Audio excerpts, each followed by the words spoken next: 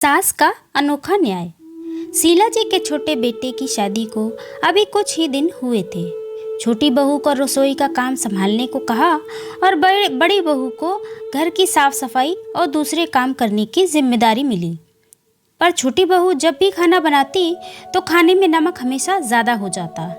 तब एक दिन शीला जी ने घर की नई नवेली छोटी बहू को अपने कमरे में बुलाकर समझाया कि आज किसी भी सब्जी या दाल में नमक मत डालना और ये बात किसी को मत बताना, मैं खुद सभी को बता दूंगी।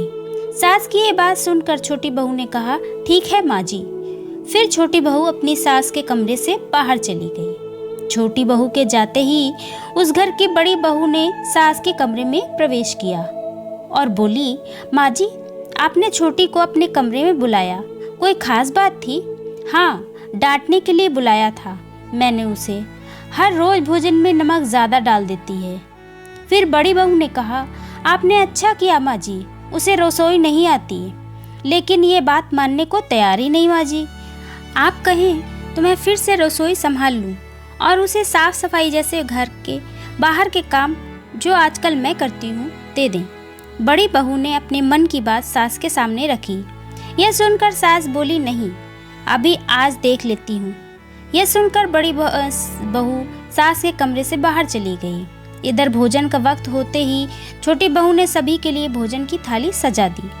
भोजन का पहला निवाला मुंह में डालते ही सास मुस्कुराई और कहा, आज भोजन बहुत स्वादिष्ट बना है। घर के सभी सदस्य बड़े मन से बिना कोई नमक की शिकायत के स्वाद लेकर भोजन कर रहे थे। भोजन समाप्त करने के बाद सास ने बड़ी बहू को अपने कमरे में आने का इशारा किया।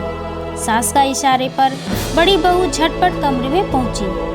मुझे पता है कि तुम रसोई अच्छी संभाल लेती हो और तुम्हें भोजन में नमक डालने का सही अंदाज़ा भी है, लेकिन बने हुए भोजन में दोबारा नमक मिला देने से स्वाद बिगड़ जाता है। शायद इस बात का अंदाज़ा तुम्हें नहीं है। अपनी सास की बात सुनकर बड़ी बहू चौंक गई और कुछ बोल ना पाई, लेकिन सास ने अपनी बात पूरी की। मैंने छोटी बहू को अपने कमरे में बुलाकर आज की रसोई में नमक ना डालने को कहा था, लेकिन फिर भी भोजन में नमक की मात्रा बिल्कुल सही थी। यह सुनते ही बड़ी बहू के पैरों तले ज़मीन खिसक गई।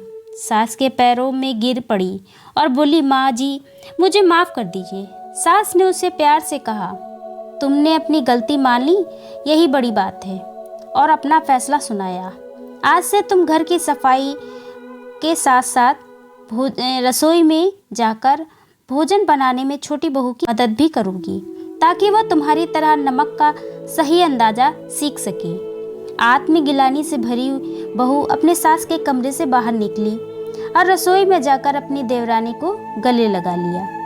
दोस्तों, ये कहानी आपको कैसी लगी कमेंट में ज़रूर बताइएगा, और चैनल को सब्सक्राइब नहीं किया है तो अभी कर लीजिए। तो मिलते हैं एक नई कहानी के साथ, तब तक स्वस्थ रहें, मस्त रहें। धन्यवाद।